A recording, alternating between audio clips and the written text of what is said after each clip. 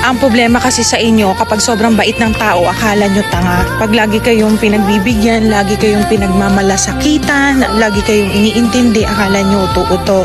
Hindi nyo alam, may mga tao lang talagang mahaba ang pasensya sa mga katulad nyong makikitid ang utak. Imagine ninyo, nagmamalasakit na yung tao sa inyo, tatawagin nyo pang tanga, aabusuhin nyo pa.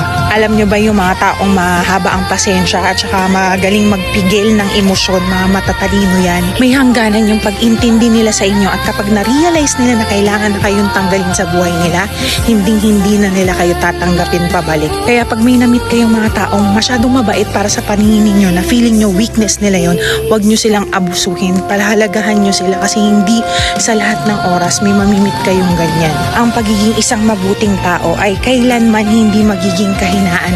Pinagpapala ng Diyos ang mga yan. At kayong mga abusado, tingnan nyo, lagi kayong napag-iiwanan.